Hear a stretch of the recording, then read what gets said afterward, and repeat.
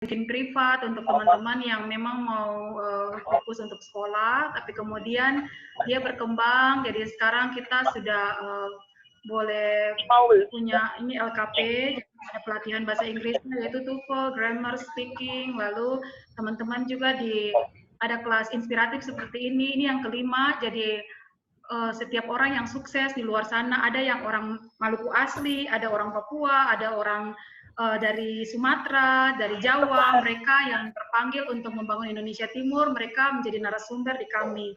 Kemudian kita juga punya kelas konsultasi, di mana kelas konsultasi ini ada proofreadingnya, kemudian kita membantu mereka yang menulis essay, terus membuat personal statement, mau daftar aplikasi kayak seperti kemarin AS, kita dampingi. Kemudian untuk teknik wawancara PDP kita dampingi beberapa kali, kita ketemu, kemudian simulasi ya sebelum mereka masuk ke dalam proses dan syukur ada yang lulus begitu.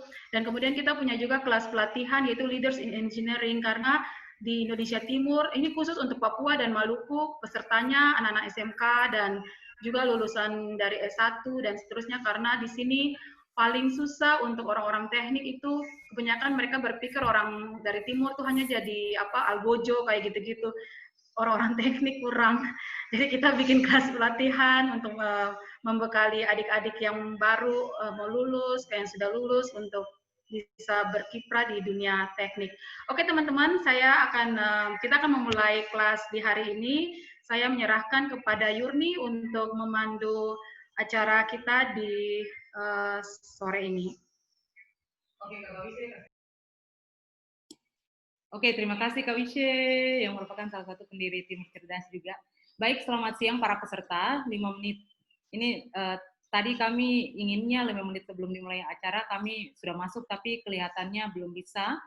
Jadi sekarang kita mulai saja sambil menunggu teman-teman yang lain yang masuk. Jadi perlu kami informasikan bahwa video audionya itu tolong teman-teman posisikan video on dan audio off. Baik, Assalamualaikum warahmatullahi wabarakatuh dan salam sejahtera bagi kita semua. Saya Yurni Darakai yang sangat antusias sekali untuk menjadi moderator pada acara kali ini. Apa kabar teman-teman? Sehat semua? Sehat. Mantap. Saya harap semuanya sudah siap dalam membahas tema kita yang sangat inspiratif kali ini, yaitu sukses mendapatkan beasiswa LPDP, BIT, afirmasi reguler, dokter spesialis, dan lain-lain, serta beasiswa AAS. Nah, kali ini kita akan membahas materi ini dari 4 orang pembicara yang sangat luar biasa, ya, dari Pulau Jawa dan dari Amerika Serikat, langsung bergabung dengan kita di Maluku di sini. Nah, pembicara yang pertama yaitu Pierre Bagenda ST. Halo Pierre, oke. Halo. Pembicara yang kedua Julianti Madiu, halo. Oke, tadi itu Nyong dan Nona Ambon sudah, sekarang kami berikan apresiasi yang sebesar-besarnya bagi 2 orang dokter. Yang pertama Dr. Ahmad Kurniawan, halo dokter. Halo. Ya, langsung dari Surabaya ya, oke. Dan berikutnya Dr. Ihwan Muhammad, halo. Halo. Oke, nah jadi masing-masing narasumber kami berikan waktu 10 menit untuk memaparkan materi. Setelah itu, setelah keempat narasumber ini selesai, baru kami buka dengan sesi tanya-jawab. Nah, teman-teman peserta yang lain, kalau ingin komen-komen boleh lewat kolom chat saja dulu ya. Oke, dan ini di-record. Rekamannya nanti kami posting di YouTube. Nah, untuk tidak membuang waktu, kesempatan penyampaian materi yang pertama saya akan berikan kepada Nyom Ambon Pierre Bagenda ST, yang merupakan sarjana Universitas Tarumanagara Jakarta, kemudian sekarang sedang berada di Amerika Serikat, mengambil Master of Urban and Regional Planning di University of Michigan, USA. Ya, untuk Pierre, kami persilahkan. Oke, terima kasih Kak Yurni. Halo semuanya. Halo. Saya sambil share screen. Senang sekali hari ini bisa dikasih kesempatan. Thank you juga untuk Kak Wisya yang memberikan kesempatan untuk kita bisa sharing di kelas inspiratif Timur Cerdas hari ini. Kita akan jelaskan tentang BIT, namun karena ini judulnya adalah kelas inspiratif, jadi kita juga akan membagikan pengalaman inspiratif yang semoga bisa memberikan gambaran kepada teman-teman bagaimana untuk bisa mencapai studi di Amerika Serikat dengan beasiswa LPDP BIT. BIT singkatan dari Beasiswa Indonesia Timur. Nama saya Pierre Bagenda, saya Master of Urban and Regional Planning Candidate at the University of Michigan.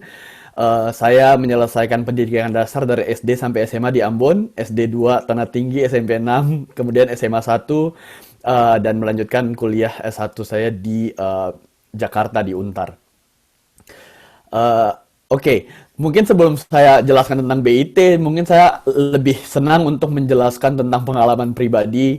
Dan ini disclaimer, pengalaman ini adalah pengalaman saya. Kalau misalnya teman-teman semua yang ada di sini, adik-adik atau kakak-kakak yang melihat pengalaman ini bisa mengambil sesuatu yang baik, silahkan. Jadi perjalanan saya sampai untuk mencapai ke Amerika Serikat itu dimulai dari tahun 2016. Ketika saya melakukan preparation IELTS. Preparation IELTS ini untuk apa? Untuk mendaftar beasiswa. Karena semua beasiswa yang ada di seluruh dunia ini, khusus untuk international student, membutuhkan IELTS dan itu membutuhkan persiapan untuk belajar. Di tahun yang sama saya juga melakukan persiapan untuk beasiswa 2016 awal, dan saya gagal banyak sekali, saya gagal 7 kali. Beasiswa mulai dari Chevening, Australian Awards, Stunet, Netherlands Fellowship Program, kemudian New Zealand dan beberapa beasiswa yang lainnya. Namun ini tidak membuat saya patah semangat. Akhirnya pada Juli LPDP buka khusus untuk Indonesia Timur, dan waktu itu saya mendaftar karena saya KTP-nya masih KTP Ambon, kemudian saya juga lahir dan besar di Ambon, sehingga saya eligible untuk mendaftarkan beasiswa ini. Juli sampai Desember 2017, saya daftar LPDP dan pada Desember itu dinyatakan lolos LPDP. Namun perjalanan tidak sampai di situ. Dari lolos LPDP tidak langsung berangkat ke Amerika Serikat, ada pengayaan bahasa LPDP selama 4 bulan, dari April sampai Agustus 2018. Kemudian saya ambil IELTS di Agustus 2018. Kemudian harus retake karena di sini nilainya cuma 6,5, sementara kampus saya membutuhkan nilai IELTS 7. Di September 2018 saya retake setelah sebulan preparation lagi. Kemudian ada persiapan namanya GRE, Graduate Record Examination, ini untuk daftar ke Amerika Serikat membutuhkan nilai ini. Sambil mempersiapkan GRE, sambil mempersiapkan semua dokumen yang dibutuhkan ke universitas di Amerika Serikat. Dan Maret 2019 saya mendapatkan Letter of Acceptance dari University of Michigan, dan Fall 2019 Agustus saya mulai kuliah di University of Michigan, Amerika Serikat. Apa yang mau saya bagikan di sini? Kalau misalnya ngomongin inspiratif, semoga ini bisa menginspirasi teman-teman semua bahwa ternyata perjalanan untuk sampai ke Amerika it's not waktu yang singkat gitu. Saya membutuhkan total waktu 3 tahun dari 2016 sampai dengan 2019, dan ternyata ini saya kalau misalnya ngomong mungkin saya agak malu kasih tahu email ini ke orang-orang. Ini email saya yang saya kirim ke Taubman College Service University, UMich ini University of Michigan. Teman-teman bisa lihat tanggalnya di sini Agustus 6, 2011, which is 9 tahun lalu. Saya kirim dengan bahasa Inggris yang super poor. Ini jelek banget bahasa Inggrisnya, kayak apa namanya? Kayak agak malu juga kalau misalnya lihat, cuman tidak malu-maluin karena yang saya bisa bagikan di sini adalah niatnya. Saya sudah punya niat untuk sekolah ke luar negeri, memang sudah lama dari 2011. Saya sudah menghubungi kampus dan segala macam. Ada yang saya mau bagikan. Teman-teman harus punya motivasi yang kuat kalau teman-teman mau sekolah ke luar negeri. Itu sekolah ke luar negeri bukan cuma tentang daftar beasiswa terus lulus terus datang, karena tantangannya banyak, perjalanannya cukup panjang. Yang kedua, teman-teman harus punya daya tahan, endurance, harus punya daya tahan karena itu banyak sekali yang harus dikerjain. Teman-teman harus punya iman karena semuanya sudah ada yang atur, dan teman-teman hanya perlu menjalankan apa yang menjadi bagian teman-teman. Jangan pernah mengunderestimate diri teman-teman karena teman-teman jauh lebih besar, jauh lebih hebat dari apa yang teman-teman pikirkan. Selanjutnya, mungkin saya sampaikan sedikit tentang application preparation untuk ke Amerika. Ini seperti ini nih, banyak yang harus disiapin. Mungkin kalau jelasin satu-satu bakal butuh waktu seharian atau mungkin seminggu, karena ini banyak banget. Cuman yang penting di sini adalah IELTS dan TOEFL, karena bahkan dari daftar beasiswa juga teman-teman udah harus punya.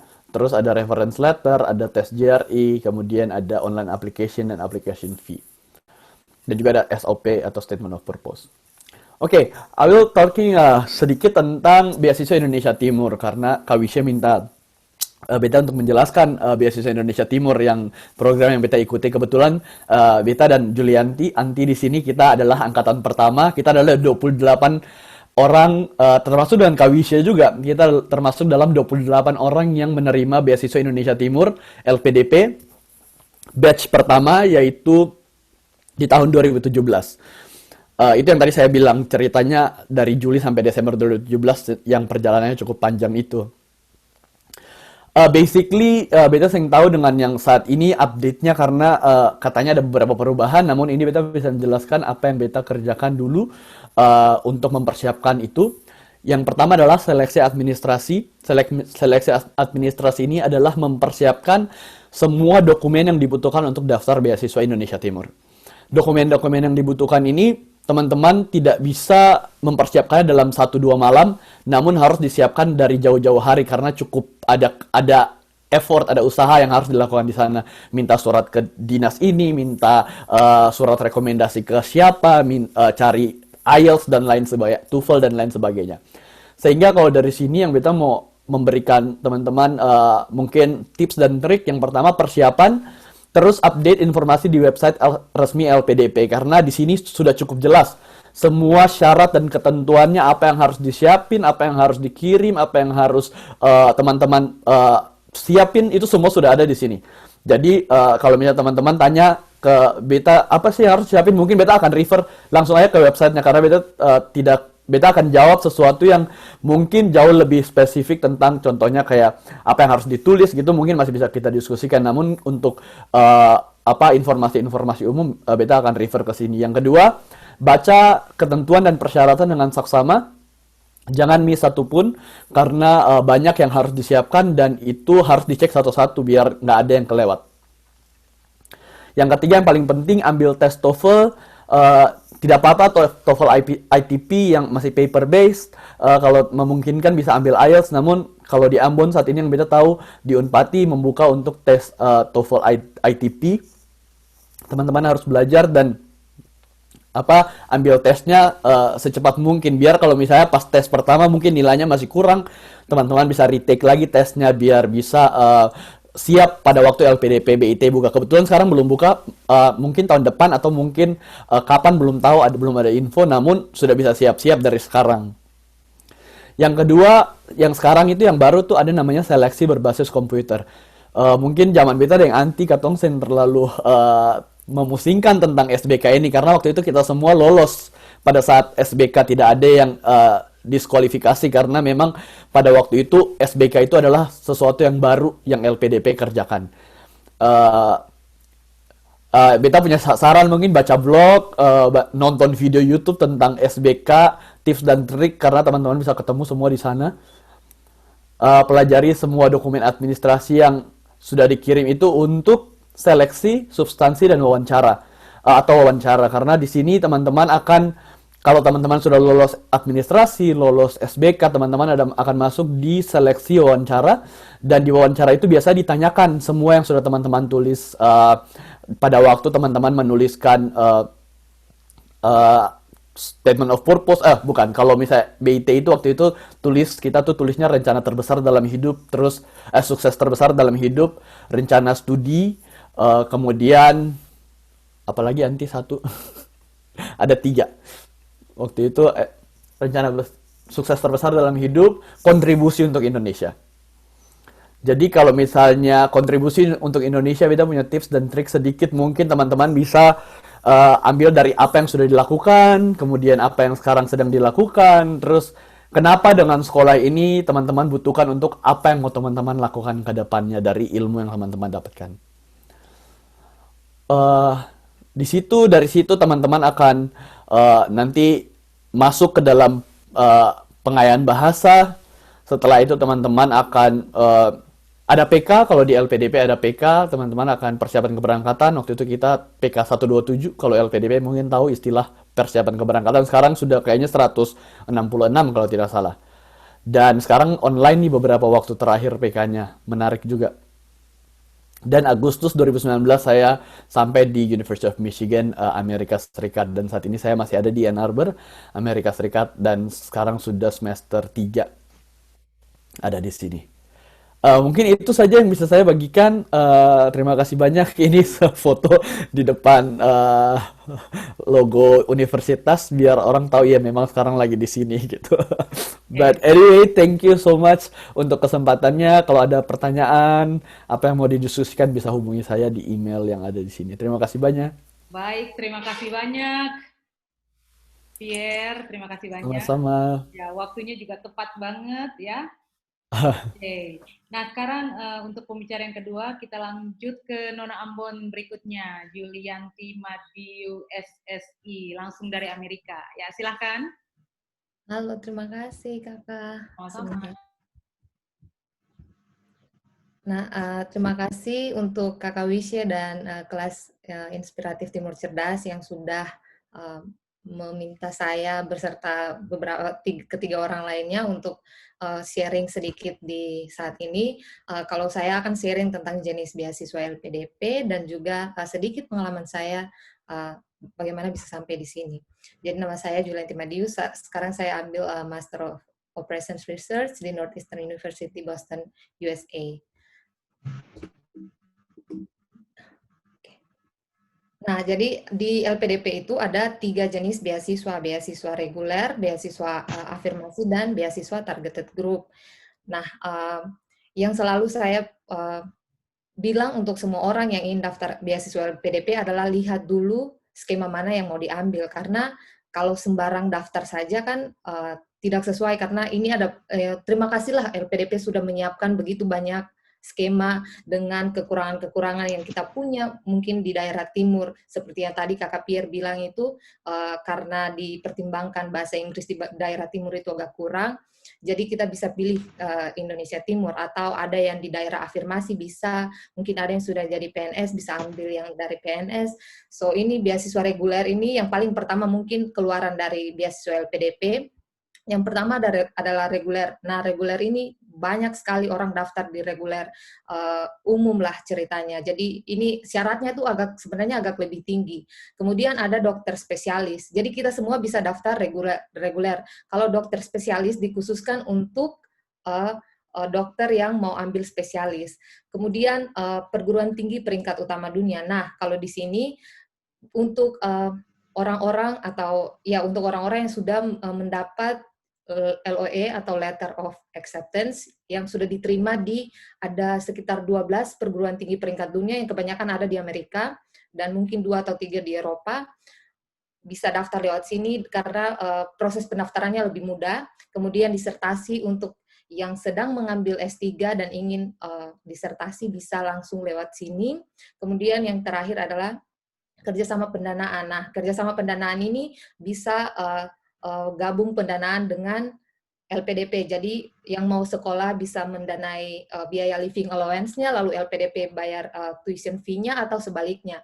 Yang pasti dia harus sudah mendapat mendapat letter of acceptance di perguruan tinggi peringkat utama dunia tadi. Dan itu biasanya dilaksanakan atau dilakukan oleh orang-orang yang cukup berada, sehingga dia hanya butuh sedikit bantuan dari LPDP bantuan dananya. Nah, kemudian ada yang kedua, beasiswa afirmasi. Ini yang paling populer di daerah timur, karena banyak daerah timur masuk di daerah afirmasi sini. Jadi yang pertama daerah afirmasi. Daerah afirmasi ini sendiri adalah daerah-daerah yang daerah terluar, daerah tertinggal, dan daerah terdepannya Indonesia. Jadi di bagian barat juga, bagian barat Indonesia juga ada daerah afirmasi di daerah-daerah desa-desa terpencil, dan di daerah timur banyak dari daerah afirmasi. Sayangnya Ambon itu tidak termasuk daerah afirmasi karena Ambon sudah termasuk kota. Kalau saya berasal dari Maluku Barat Daya, kabupaten termiskin lah di Maluku. Jadi daerah saya termasuk ke daerah afirmasi juga termasuk beasiswa Indonesia Timur. Jadi kalau untuk teman-teman yang di Ambon kebanyakan bisa ke Indonesia Timur. Kalau daerah afirmasi tidak bisa. Nah, kemudian ada alumni bidik misi. Kalau tadi daerah afirmasi itu bisa lanjut master sama doktoral. Kalau alumni bidik misi ini untuk yang dulunya S1 terima beasiswa bidik misi, tapi hanya diberikan untuk magister. Jadi tidak ada doktoral di alumni bidik misi ini. Kemudian ada prasejahtera berprestasi untuk anak dengan orang tua yang perekonomiannya rendah. Itu juga S2 saja, belum ada S3, belum ada doktoral untuk prasejahtera berprestasi. Kemudian ada santri untuk santri-santri yang mau lanjut S2, S3, nah bisa lewat di sini. Yang mungkin ada di daerah Ambon, ada teman-teman yang termasuk santri, bisa lewat jalur santri, karena di situ dikhususkan untuk para santri. Kemudian prestasi olahraga dan prestasi seni, itu punya prestasi di taraf nasional, bisa lewat sini, tapi itu juga hanya untuk magister, bukan tidak ada untuk doktoral. Lalu penyandang disabilitas, untuk yang penyandang disabilitas bisa ambil magister doktoral lewat jalur sini. Nah, terakhir adalah Indonesia Timur, yang saya daftar dan juga Kak Pierre, yang baru seumur jagung, itu bisa hanya untuk 5 provinsi. Maluku, Maluku Utara, Papua, Papua Barat, sama Nusa Tenggara Timur. Jadi otomatis kita yang berasal dari 5 provinsi tersebut eligible untuk daftar di beasiswa Indonesia Timur.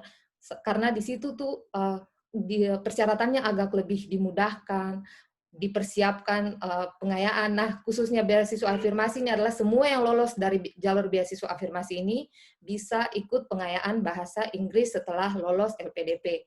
Jadi daftar dengan skor TOEFL yang cukup rendah juga tidak apa-apa, yang penting lolos, kemudian akan diberikan pengayaan oleh LPDP. Nah, lanjut ke yang terakhir, yaitu beasiswa targeted group. Yang pertama adalah beasiswa unggulan untuk dosen Indonesia, jadi dosen di universitas negeri atau swasta, dosen tetap, bisa lewat sini. Kemudian PNS, TNI, dan Polri pun ada, bisa jalurnya sendiri. Kemudian yang terakhir, Olimpiade Internasional, untuk teman-teman yang pernah mengikuti Olimpiade Internasional bisa lewat jalur sini. Jadi, mengapa sih saya selalu tekankan untuk melihat jalur-jalurnya masing-masing? Karena dengan teman-teman mengikuti jalur yang teman-teman eligible, misalnya teman-teman pernah lolos Olimpiade Internasional, berarti peluangnya lebih besar kalau ikut di jalur Olimpiade Internasional gitu, daripada ketimbang ikut di reguler, karena reguler itu banyak sekali yang daftar kan. Nah, jadi itu adalah beberapa jenis beasiswa LPDP, dan saya sendiri sangat bersyukur akan adanya berbagai macam jalur ini karena sangat membantu semua anak yang memang datang dari latar belakang pendidikan yang berbeda-beda. Nah, kemudian ini saya sedikit sharing bagaimana saya bisa lolos beasiswa LPDP dan lolos ke kampus saya sekarang. Jadi saya tulis di sini Timur Indonesia ke United States. Kenapa Timur Indonesia? Karena saya SD, SMP, SMA di Maluku Barat Daya, literally di Maluku Barat Daya, kemudian kuliah S1 di Universitas Patimura di Ambon. Jadi benar-benar dari Universitas Patimura ikut tes LPDP, beasiswa LPDP waktu itu pun karena ada yang bilang, teman saya hanya bilang ikut saja gitu kan. Jadi motivasi saya seperti tadi Kakak Pierre bilang, harus punya motivasi yang kuat. Motivasi saya yang sangat kuat saat itu adalah untuk kuliah gratis, itu saja. Karena saya sempat lolos S2 di UGM, tapi tidak punya biaya untuk kuliah, jadi ya ditinggalkan itu saja. Jadi, apapun yang di depan saya daftar. Waktu itu, BIT hanya buka untuk luar negeri. Kalau ada dalam negeri, waktu itu saya pasti daftar untuk dalam negeri, karena keyakinan akan diri sendiri agak kurang untuk bahasa Inggris dan untuk segala hal, pasti sangat tidak percaya diri untuk daftar ke luar negeri, tapi waktu itu hanya ada luar negeri, 3 negara, Jepang, Korea Selatan, dan US. Jadi saya daftar dan memilih US, kemudian ternyata puji Tuhan diberi berkat, lolos, ada banyak tantangan di depannya. Saya lolos LPDP BIT dengan skor TOEFL hanya 435. Lalu harus mengejar skor IELTS, belajar selama 7 bulan di Bandung, kemudian ada juga GRE, GMAT seperti yang tadi Kakak Pierre bilang. Kalau GRE, GMAT nih istilahnya kayak TPA-nya tes TPA-nya Amerika. Jadi kalau kita tes TPA saja sudah bahasa Indonesia yang jadul-jadul, ardi artinya hutan dan lain-lain. Bayangkan kalau itu di bahasa Inggris kan. Jadi kadang agak bikin pusing itu tes GMAT, GRE itu sangat susah. Jadi itu yang harus dipersiapkan dengan standar-standar yang sudah ditentukan oleh kampus. Nah, di sini ada kesabaran, kerja keras yang harus lebih dari double, karena mengingat bahwa saya memang berasal dari Universitas Patimura, yang juga sampai sekarang setiap kalau mau magang, biasa di sini saya sedang apply untuk magang, kalau ada bagian yang kita harus pilih kampus universitas, kampus waktu undergrad, itu ada Universitas Indonesia, Universitasnya Kakak Pierre juga pasti ada, UGM, tapi kalau dicari Universitas Patimura tidak ada. Jadi kayak macam benar-benar sangat out of the box, apalah gitu. Jadi kayak benar-benar persiapannya harus lebih dari double, kemudian kesabaran ekstra seperti yang tadi Kakak Pierre bilang, endurance. Karena sampai ke sini kalau melihat ke belakang, saya juga pasti kalau saya yang dulu tidak percaya bisa sampai ke sini, tapi perjalanan itu tidak semakin mudah, tapi kitanya yang semakin kuat. Jadi untuk teman-teman yang mungkin sampai sekarang masih berpikir bahwa saya tidak bisa, saya tidak mungkin sampai mencapai skor ini, atau saya tidak mungkin masuk ke kampus impian saya, seperti yang Kakak Pierre tadi laksanakan, mengirim email dan lain-lain, itu jangan, karena teman-teman pasti akan berproses. Karena di sini juga ada banyak yang sama perjalanannya gitu kan. Seperti kami di BIT Batch 1 ada 28 orang dari Provinsi Maluku yang selalu menopang satu sama lain, Kakak Pierre, Kakak Wisya, dan kakak-kakak yang lainnya selalu saling mengingatkan, saling membantu. Kemudian yang terakhir adalah penerimaan akan diri sendiri, karena sampai keluar itu ada banyak teman-teman dari negara lain yang sudah sangat maju, yang datang dengan ilmu yang sangat luar biasa, teknologinya sudah sangat bagus, dan kita akan menjadi kerdil, maksudnya langsung menjadi sedih dan bagaimana kayak karena tidak punya kemampuan yang sama seperti mereka. Nah, di situ penerimaan akan diri sendiri sangat perlu, dengan catatan kita belajar apa yang bisa kita kembangkan dalam diri kita sendiri. Nah, itu saja dari saya. Semoga menginspirasi dan terima kasih. Semangat. Teman-teman bisa menghubungi saya kalau ada pertanyaan. Dan saya juga punya ini akun YouTube di mana saya buat beberapa video tentang tips-tips lolos beasiswa. Teman-teman boleh cek dengan nama saya Julianti Madiu. Ada LinkedIn, ada Instagram juga.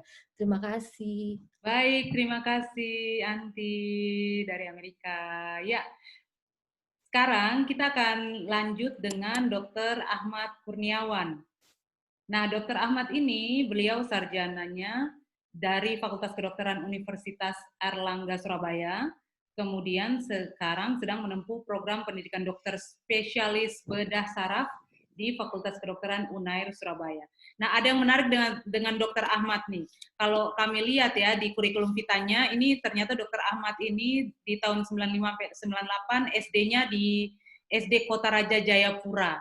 Ya, kemudian di tahun 2014-2016 beliau juga berada di Maluku, yaitu di Masohi, Maluku Tengah, sebagai dokter di klinik kesehatan Ukhuwah. Kemudian beliau juga mengajar di Politeknik Kesehatan di Masohi.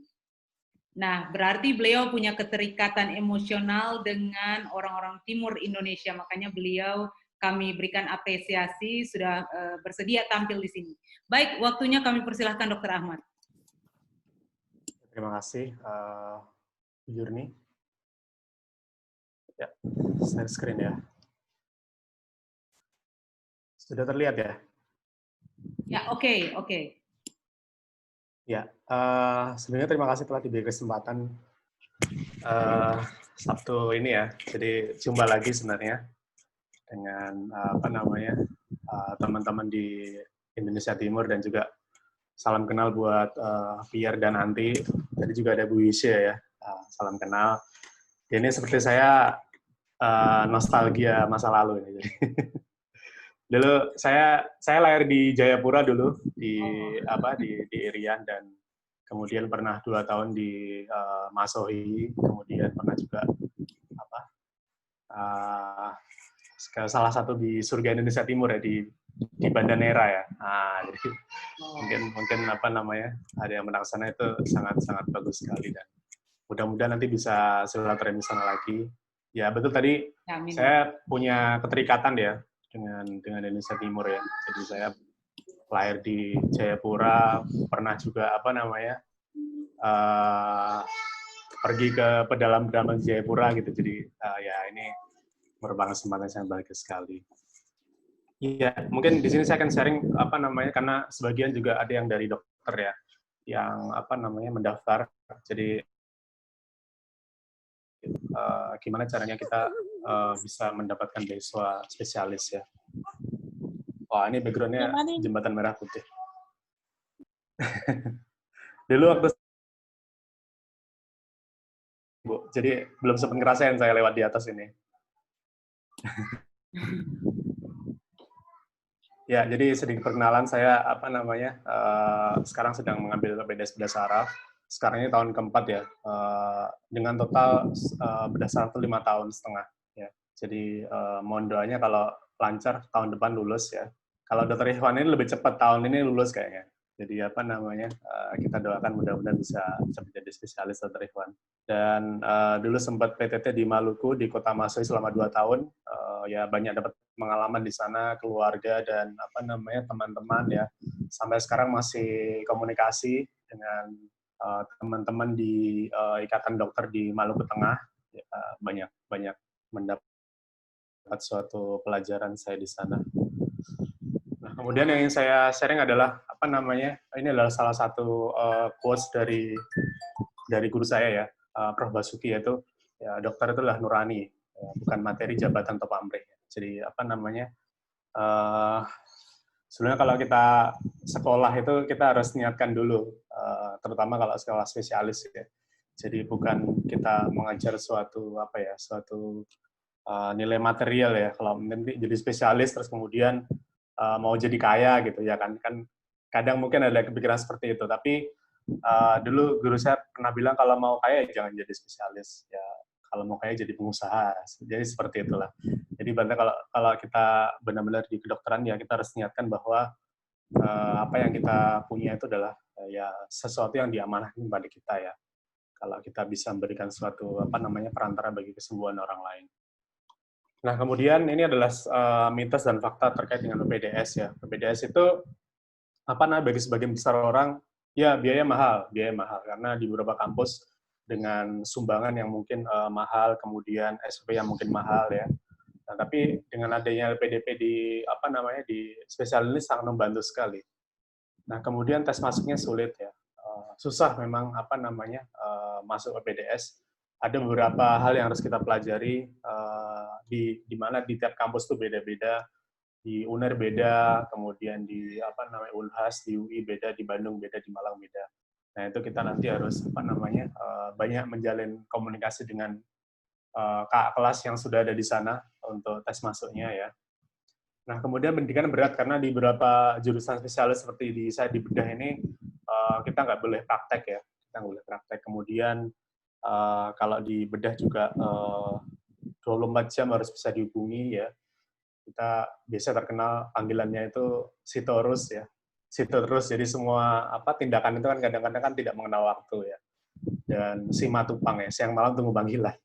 Jadi kalau operasi gitu kadang-kadang jam 1 malam, jam 3 pagi ya, kemudian apa namanya di weekend ya. Jadi nggak tentu gitu.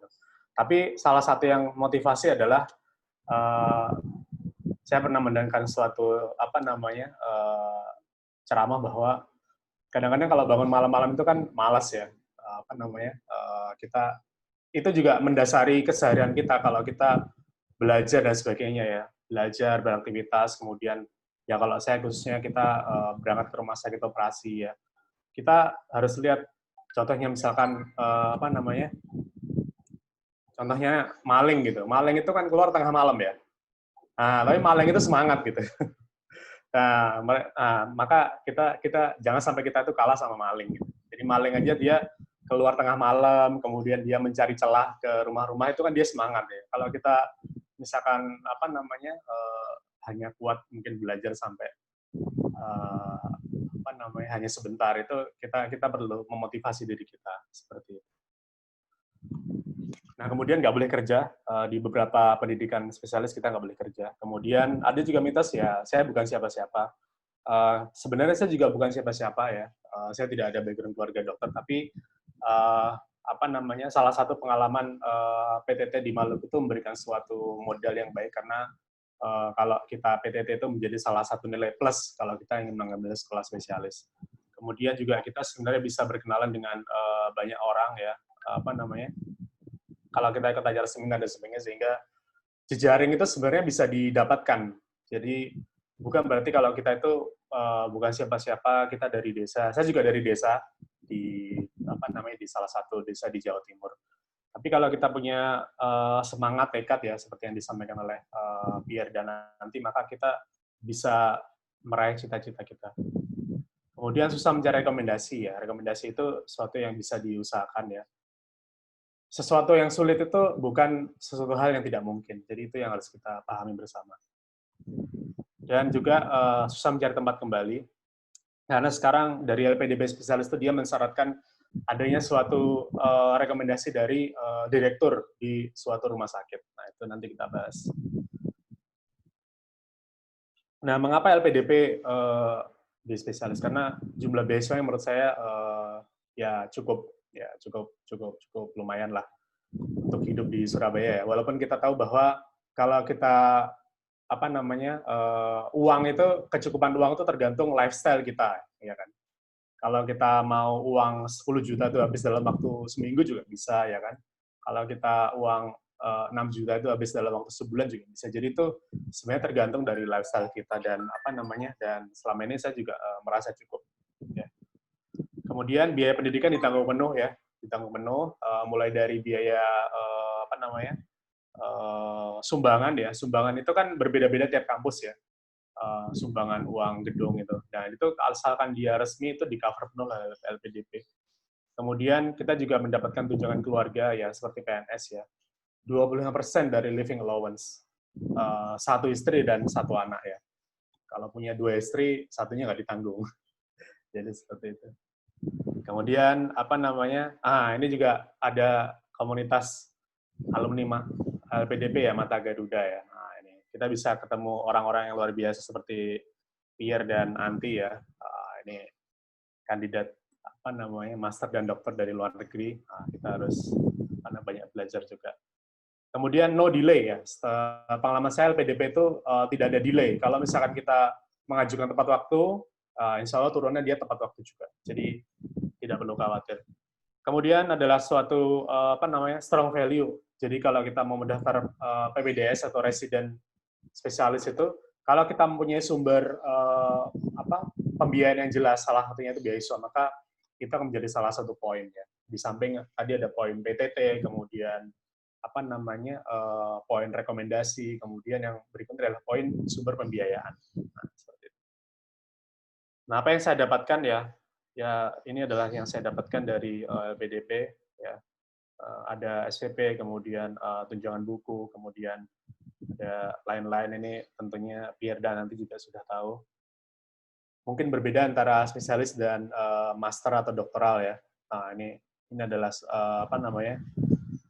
kontrak dulu. Nah, ini dana-dana yang didapatkan ya cukup banyak dan sangat membantu sekali dalam proses pendidikan spesialis. Kemudian apa yang persyaratan yang penting ya? Menurut saya pada saat seleksi administratif itu adalah salah satu tahapan yang sangat penting ya, karena itu adalah salah satu tahap awal di mana kita bisa meneruskan di seleksi selanjutnya ya.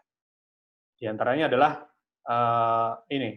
Jadi kalau dulu kan ada 3 ya, benar ya. Ada sukses terbesar, kemudian rencana studi dan kontribusi bagi Indonesia. Kalau sekarang dia jadi 2. Jadi ada proposal studi dan rencana studi. Nah, proposal studi ini berkaitan dengan, sebenarnya ada hubungannya juga dengan kontribusi untuk Indonesia, tapi kita kaitkan dengan bidang spesialis yang mau kita ambil gitu. Jadi misalnya kita mau mengambil spesialis bedah saraf gitu. Apa pentingnya bedah saraf untuk kontribusi kepada warga Indonesia? Jadi misalkan Contohnya di Indonesia masih sedikit spesialis bedah saraf, kemudian kasusnya banyak dan sebagainya. Nanti bisa diuraikan dalam proposal studi. Kemudian rencana studi ini adalah, setahu saya adalah, kalau dulu saya tuliskan tuh detail. Jadi kalau saya sekolah selama 5,5 tahun, maka saya jabarkan per semester itu saya melakukan apa aja. Nah, seperti itu. Jadi untuk yang teman-teman ngambil spesialis ini harus tahu dia tiap semester itu apa yang dia pelajari. Misalkan semester pertama mata kuliah dasar umum, semester kedua dia masuk ke mana prabedah, kemudian semester 3 bedah dasar, itu kalau di bedah ya, dan sebagainya. Nah, seperti itu. Kemudian ada baiknya juga di rencana studi ini menuliskan apa namanya, suatu rencana atau judul dari karya akhir. Nah, seperti itu. Apa yang ingin diteliti itu kita bisa tuliskan di sini. Seperti itu. Kemudian rekomendasi tokoh ya. Rekomendasi tokoh ini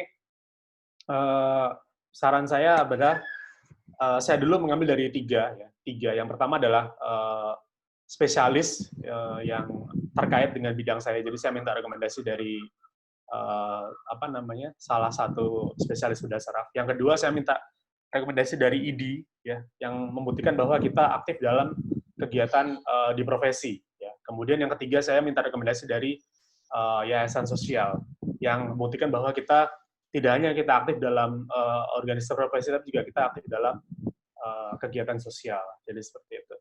Dari rekomendasi ini, saran saya jangan yang terlalu muluk-muluk ya. Dulu ada teman saya itu minta rekomendasi dari anggota DPR. Jadi itu nggak ada hubungannya sebenarnya. Yang kebetulan anggota DPR itu bapaknya sendiri. Jadi apa namanya, rekomendasi ini adalah tokoh yang benar-benar mengenal kita. Dulu ada kakak kelas saya itu, rekomendasi itu hanya dari kepala puskesmas 1 aja, tapi keterima juga LPDP. Jadi karena dulu ada isu-isu yang mengatakan bahwa LPDP itu menghubungi langsung pemberi rekomendasi. Jadi harus benar-benar yang mengenal kita ya, mengenal kita. Saran saya dari tiga orang, yaitu yang pertama adalah yang sejalan dengan profesi kita, yang kedua dari organisasi profesi, yang ketiga dari yayasan sosial. Kemudian berikutnya adalah rekomendasi dari rumah sakit. Nah, ini sekarang ini syarat yang baru ya, syarat yang baru. Kalau dulu zaman saya tidak ada. Jadi rekomendasi dari direktur rumah sakit RSUD. Nah, seperti itu. Nah, kalau di Maluku ini ya, kalau misalkan teman-teman apa namanya berasal dari Maluku, kemudian mendapatkan rekomendasi dari rumah sakit di Maluku, saya rasa akan sangat besar untuk bisa diterima. Kemudian yang terakhir ini tidak sedang menempuh program spesialis, jadi kita mendaftar itu saat di awal, bukan saat ongoing. Ya. Nah, ini tadi adalah salah satu penjelasan ya. Intinya adalah tetap kita kaitkan dengan visi misi kita ya sebagai seorang apa namanya calon awardee LPDP. Apa yang kita bisa berikan untuk pembangunan nasional seperti itu dalam bidang keilmuan kita. Ya. Kemudian rencana studi ini kita tuliskan detail per semester, kita mau ngapain aja dan sebagainya. Kalau ada kurikulumnya bisa disampaikan ya dengan redaksi yang baik tentunya. Kemudian ini adalah bidang spesialis yang bisa kita ambil. Kalau dulu zaman saya semua bisa diambil ya, jadi pendidikan spesialis semua bisa diambil, maka saya ngambil bedah saraf ya. Dan kalau sekarang ini hanya 8 yang bisa diambil seperti itu. Nah, ini dia. Dan juga kampus yang bisa diambil itu juga tertentu. Misalkan tidak semua kampus itu kita bisa ngambil 8-8-nya ini. Kalau di UNER bisa ngambil, kemudian kalau di Andalas ini hanya 5 bidang studi, kemudian di Brawijaya juga hanya 6 ya. Nah, gitu. Jadi tidak semua kampus kita bisa mengambil semua prodi. Ini timeline-nya kalau spesialis itu biasa di tahap kedua ya, tahap kedua. Nah, kemudian apa namanya tahap kedua tuh ya dari Juli sampai Desember, ya, seperti itu. Nah, ini saya sarankan benar kata Pierre tadi, kalau misalnya kita harus rajin aja ngecek websitenya LPDP, atau kalau mau gampang dan bisa lebih mudah diakses tuh Instagramnya LPDP ya, jadi LPDP_RI, kita bisa lihat informasi terupdate di situ. Kemudian seleksinya ya tadi ada seleksi administratif ya, proposal studi, rencana studi, kemudian TOEFL ya, TOEFL itu kalau untuk dokter 500 ya IPT ya. Dan TOEFL ini saran saya benar-benar jangan kita apa namanya dulu sempat ada yang memalsukan dulu ya. gitu. Dan akhirnya di blacklist, dan saat wawancara karena ditanya itu tidak sesuai dengan nilainya gitu. Jadi TOEFL-nya 600 gitu, waktu ditanya itu mungkin bahasa Inggrisnya kurang baik. Kalau dulu saya waktu PTT karena nggak bisa kursus ya, jadi dulu sering nonton film dengan film bahasa Inggris, nonton film.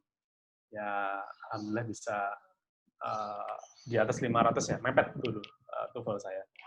Kemudian adalah seleksi berbasis komputer ya, seperti yang tadi sudah dijelaskan, seleksi substansi.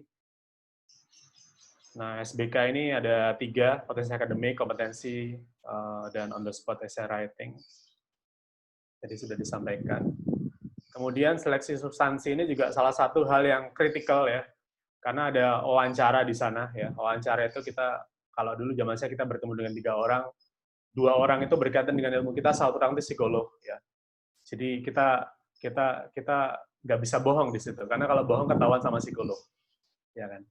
Nah seperti itu. Kalau dulu ada leaderless group discussion, katanya sekarang sudah nggak ada, ya. Jadi sekarang hanya verifikasi. Kemudian wawancaranya saya dengar ada 2 kali sekarang, 2 kali. Kemudian yang harus disampaikan adalah saat wawancara ini kita harus benar-benar tampak sebagai orang yang visioner, ya.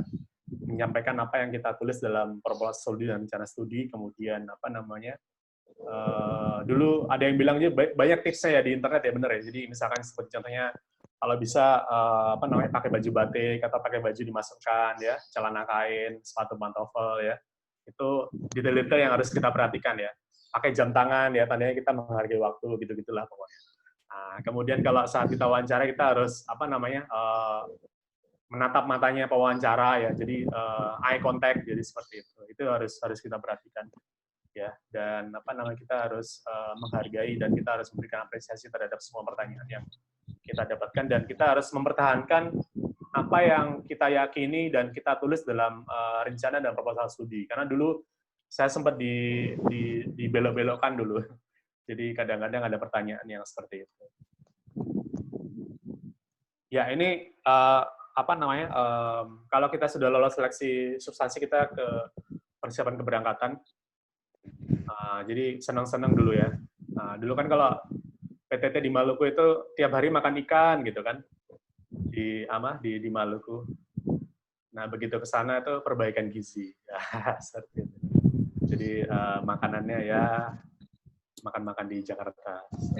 Nah ini ada main-main yang kita ya waktunya senang-senang lah dulu. Kalau kita PK, tapi sekarang pandemi ini jadinya daring ya, jadi mungkin kurang begitu menyenangkan. Ini ada sedikit video, mungkin kita bisa dengarkan.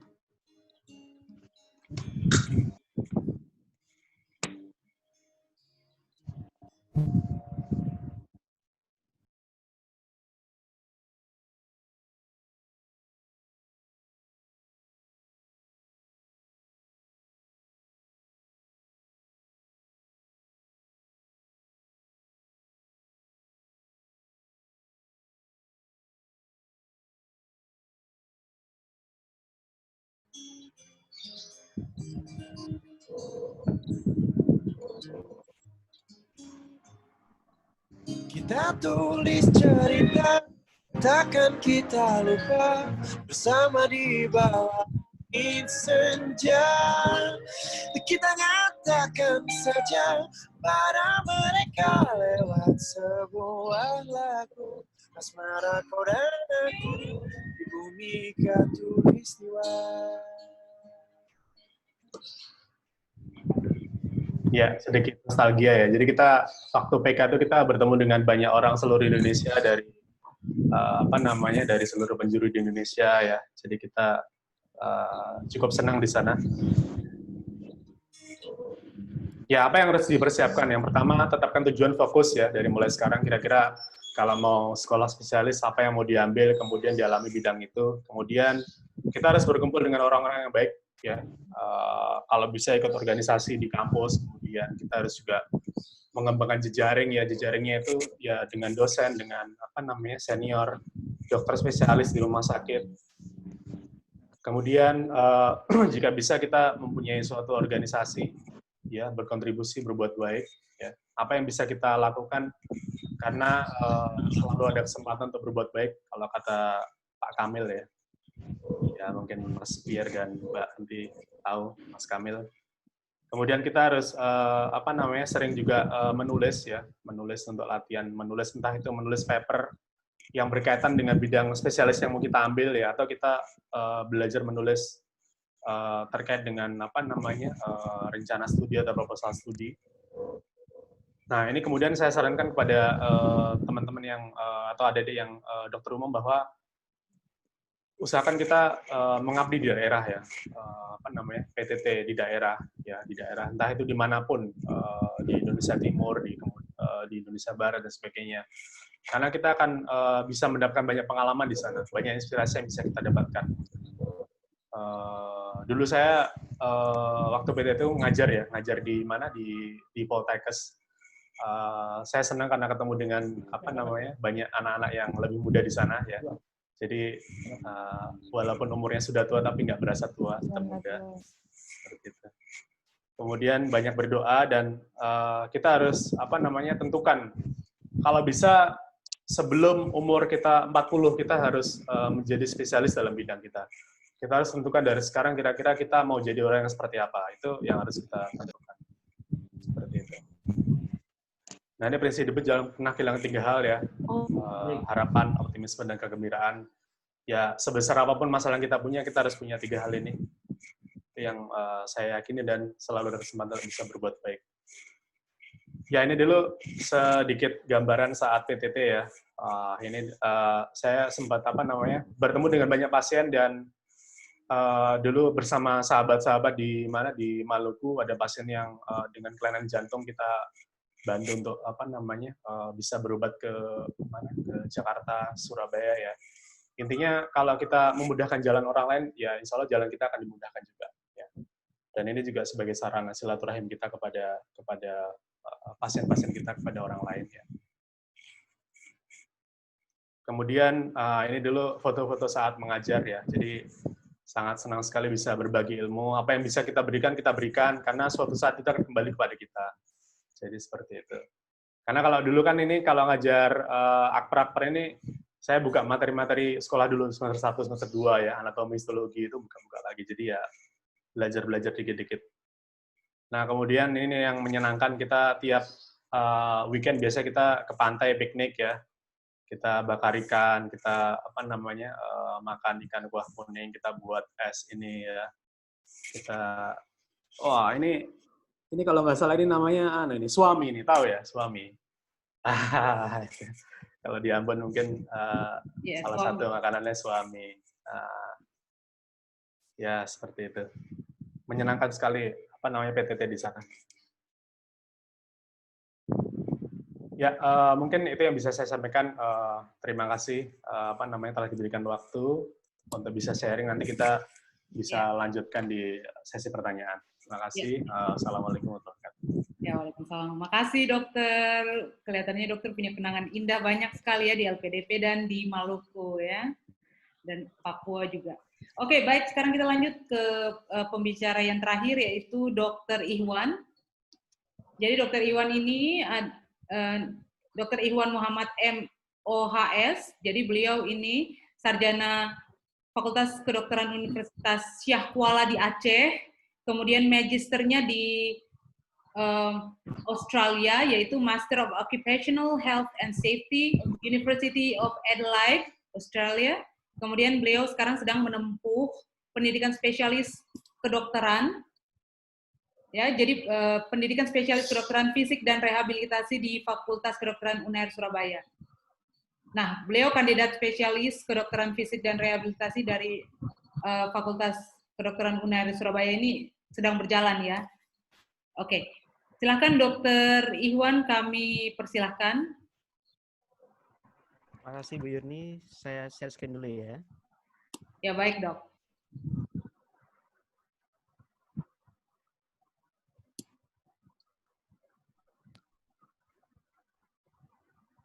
Oke, sebelumnya apakah sudah terlihat?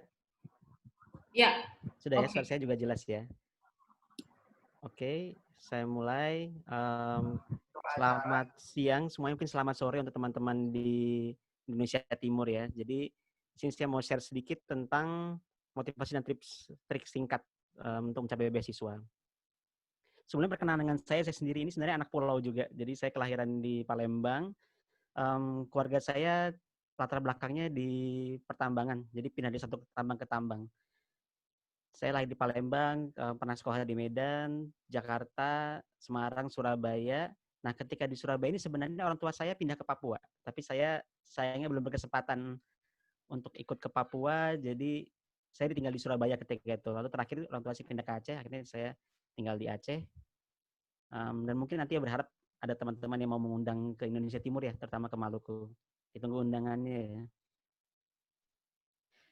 Jadi mungkin saya membahas tips secara umum aja ya. Jadi berada di daerah ini menjadikan kita ini memiliki akses yang terbatas ke berbagai fasilitas. Mungkin teman-teman juga merasakan banyak keterbatasan akses ke macam-macam ya, ke pendidikan, ke kesehatan, ke informasi, semuanya, sehingga timbul berbagai macam masalah. Namun sebenarnya kekurangan-kekurangan ini itu bisa kita ubah jadi kelebihan kita. Kenapa? Karena dengan adanya dengan kondisi kita di daerah ini, kita lebih paham masalah-masalah di tingkat grassroots atau di tingkat dasar. Berbeda sama orang-orang yang berasal dari kota, yang tidak memahami masalah-masalah di daerah. Sehingga satu-satunya yang bisa menyelesaikan masalah daerah adalah orang-orang yang berada di daerah tersebut. Kita di daerah juga dituntut untuk kreatif, sehingga untuk memanfaatkan apa-apa saja yang berada di daerah, sehingga dapat menyelesaikan solusi-solusi yang aplikatif. Jadi bagaimana cara mengubah kekurangan ini menjadi kelebihan? Yang pertama, Indonesia ini kan merupakan negara kepulauan dengan berbagai ragam kebudayaan yang sangat berbeda. Jadi ada teman-teman dari Aceh, dari Ambon, dari Papua, itu sangat berbeda sekali. Solusi di satu daerah bisa jadi bukan solusi yang tepat di daerah lainnya. Jadi kearifan lokal, saya nyebutnya ya, local wisdom itu sangat penting untuk menyelesaikan masalah spesifik di daerah tersebut. Karena itu banyak beasiswa yang akhirnya diprioritaskan untuk penerima-penerima di daerah tersebut. Karena menyadari hal ini, di mana hanya orang-orang yang di daerah saja yang bisa menyelesaikan masalah di daerah tersebut. Sehingga harapannya studi lanjutan ke S2 atau S3 bisa mengisi gap tadi ya, antara masalah dan solusi dengan adanya keilmuan. Nah, untuk tesnya bisa sukses ini, yang pertama kita perlu paham bahwa beasiswa itu adalah investasi yang diberikan dari pemberi beasiswa selaku investor. Sehingga kita perlu memahami dulu pola pikir investor itu seperti apa. Ini saya berikan sebuah analogi. Misalnya seorang investor mau nanamin modal untuk bangun sebuah gedung. Maka kan dia pastinya pengen tahu fungsi gedung ini sesuai nggak sama tujuan yang dia inginkan. Kalau dia pengen gedung ini berfungsi sebagai mall, nggak mungkin dia nanamin modal ke gedung yang difungsikan sebagai pasar misalnya.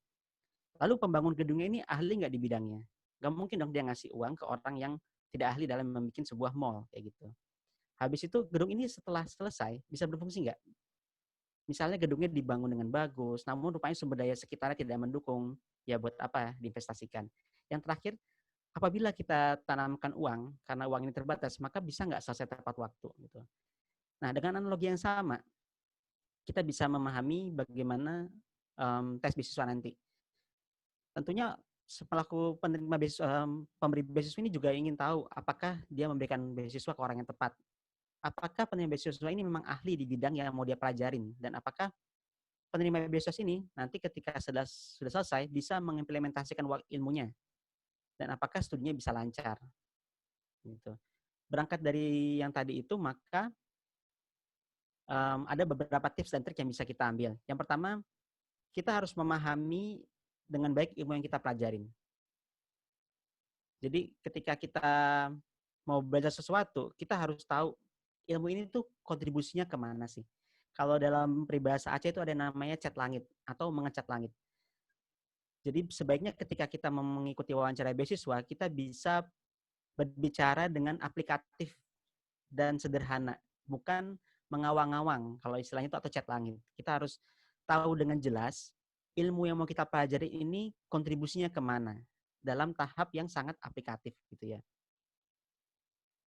Nih, pertimbangan lain adalah jurusan bagus tuh bisa unik karena bisa berpotensi menutup gap pengetahuan di daerah. Namun jangan pilih studi yang tidak applicable. Misalnya kita mau mengambil studi apa ya, terlalu di awang-awang lah. Studi tentang teknologi terbarukan, ini kan sekarang sedang ngetren ya. Tapi sumber daya itu nggak ada di daerah kita. Jadi sebaiknya jangan jadikan pilihan, walaupun terlihat keren, tapi tidak aplikatif. Nah, pilihan terbaik itu apa sih? Pilihan yang berasal dari hati. Pilihan yang berasal dari keresahan kita terhadap suatu masalah. Jadi kita tahu masalah apa yang ada di daerah kita dan solusi apa yang bisa kita berikan dengan mempelajari suatu ilmu. Dari situ baru kita bisa memilih dengan benar jurusan kita. Ini sebagai salah satu contoh, ini ada yang namanya, saya ambil dari contoh kedokteran ya, ada namanya spesialis radiologi intervensi. Jadi ini suatu bidang yang berkembang untuk mengintervensi berbagai macam penyakit. Jadi ada senior-senior saya yang bersemangat mengambil ini. Namun ketika kembali, sayangnya rumah sakit di Aceh itu belum punya sumber daya untuk itu. Akhirnya ya terbengkalai gitu ilmunya. Gitu. Nah ini saya bilang tadi, keinginan kita mengambil suatu ilmu itu harus berakar dari suatu masalah. Jadi kita harus tahu dulu masalah apa yang ada di daerah kita dan ilmu apa yang bisa kita tawarkan sebagai solusi untuk masalah itu. Kalau kita nggak tahu masalah, maka kita tidak bisa menawarkan solusi gitu ya. Harus tahu masalahnya dulu. Ini contohnya ketika saya dulu ngambil beasiswa S2, itu saya concern ke masalah disabilitas. Jadi saya benar-benar menggali fakta-fakta tentang disabilitas di Aceh. Jadi saya waktu itu ngambil beasiswa S2 dari AS, itu di masalah disabilitas. Saya cari tahu, oh rupanya Aceh ini salah satu penyebab tidak produktifnya adalah tinggi sekali angka disabilitasnya. Kenapa? Karena kombinasi berbagai masalah. Yang pertama ada perang berkepanjangan, ada konflik GAM ketika itu. Lalu ada masalah bencana alam, tsunami dan gempa bumi berulang. Nah, kombinasi masalah ini menyebabkan banyak orang Aceh yang mengalami disabilitas. Akhirnya penting sekali ada seseorang yang belajar tentang masalah disabilitas ini. Begitu. Akhirnya itu yang saya angkat sebagai studi pilihan saya ketika itu. Lalu tips berikutnya adalah kita harus tahu beasiswa ini tuh sebenarnya tujuannya itu untuk siapa gitu ya. Pengennya apa? Dan apakah kita ini kandidat yang tepat yang diinginkan oleh beasiswa ini? Misalnya ya, sebenarnya kalau ini saya bahas kasusnya di LPDP sama AS yang saya tahu ya. Jadi kalau AS itu kan ketika kita menggali dalam, itu sumbernya dari mana sih? Latar belakang awalnya kenapa bisa ada perjanjian AS ini antara pemerintah Indonesia sama pemerintah Australia. Itu rupanya jauh kerjasama itu akarnya dari waktu itu GBHN. Jadi disesuaikan sama GBHN sama rencana-rencana pembangunan di Indonesia. Nah dari sini kita bisa tahu, oh rupanya rencana pembangunan ke depan Indonesia ini tentang apa sih? Nah kita bisa menyesuaikan ke arah situ. Kalau LPDP itu tujuan utamanya sebenarnya lebih ke pemenuhan akademisi. Jadi tingkat S2 dan S3 terutama di perguruan tinggi seperti itu. Jadi berasal dari, nanti mungkin bisa baca-baca lagi ya untuk penyesuaian tujuannya sekarang bagaimana. Cuman intinya kita harus menyesuaikan dengan tujuan mereka. Mereka maunya sebenarnya kandidatnya seperti apa. Kalau misalnya kita nggak cocok ya jangan dipaksain, cari beasiswa lain yang sesuai dengan tujuan itu. Yang berikutnya, studi yang kita ambil ini harus linear, bukan hanya dengan riwayat pendidikan kita, tapi juga dengan berbagai aktivitas kita gitu. Mungkin tadi sudah disampaikan juga oleh pemateri sebelumnya, linear ini bisa dilihat dari aktivitas-aktivitas lain seperti aktivitas organisasi, aktivitas volunteer, atau pendidikan formal dan informal. Nah, kalau misalnya kita belum memiliki aktivitas-aktivitas tambahan di bidang itu, kita bisa memulai dari sekarang. Gitu. Kita bisa mulai mencari tahu, bisa mulai terlibat di kegiatan-kegiatan seperti itu. Dulu waktu saya mau mengambil Master of Disability Study ini, saya volunteer. Jadi saya ikut kegiatan-kegiatan relawan di YPAC waktu itu. Jadi di komunitas-komunitas penyandang cacat. Di situ saya banyak belajar tentang masalah dan saya akhirnya bisa lebih mengenal dan mencari tahu kira-kira solusi apa yang cocok untuk masalah tersebut. Yang berikutnya kita juga harus tahu ketika nanti ditanya mau studi di mana, kita harus tahu betul alasan kenapa kota atau negara itu tuh cocok sama studi kita. Jadi bukan cuman pilihan studinya aja ya, bukan cuman mau ngambil jurusan ini gitu. Tapi lebih dari itu, kita juga harus tahu kenapa mengambil jurusan ini di kota tersebut. Kenapa? Karena di kota tersebut ada, misalnya kota itu terkenal dengan, kalau saya dulu di Australia itu sangat concern terhadap disabilitas, gitu. Terutama di daerah bagian South Australia, gitu misalnya. Jadi saya pengen belajar, bukan cuma dari institusinya, bukan cuma dari universitas, tapi saya juga mau belajar dari bagaimana kota itu menangani disabilitasnya, begitu. Dan kita juga selain mendukung studi kita juga perlu tahu hal-hal apa yang kira-kira memudahkan kita untuk studi di sana. Misalnya, oh kota ini tuh, kenapa kita pilih kota ini? Karena kota ini tuh ramah untuk anak-anak. Kota ini tuh terkenal sebagai kota yang nyaman dan mendukung pelajar gitu. Jadi itu hal-hal yang kira-kira menjadi alasan kuat bagi kita untuk memilih di kota tersebut. Nah, untuk tahunya makanya kita harus do your research, kita harus sering-sering baca-baca ya. Nilai positif bukan cuma dari studinya tapi dari kotanya juga. Yang berikutnya adalah kita harus membangun relasi dengan banyak orang. Semakin banyak orang-orang yang membutuhkan kita untuk belajar ilmu itu, maka semakin kuat alasan pemberi beasiswa untuk menerima kita sebagai penerima beasiswa gitu. Bisa macam-macam dengan rumah sakit, seperti tadi saya contohkan ya, dengan komunitas, dengan institusi pendidikan. Kalau bisa dari semua yang minta rekomendasi. Semakin banyak yang membutuhkan ilmu kita, maka tentunya semakin kuat alasan kita untuk diterima.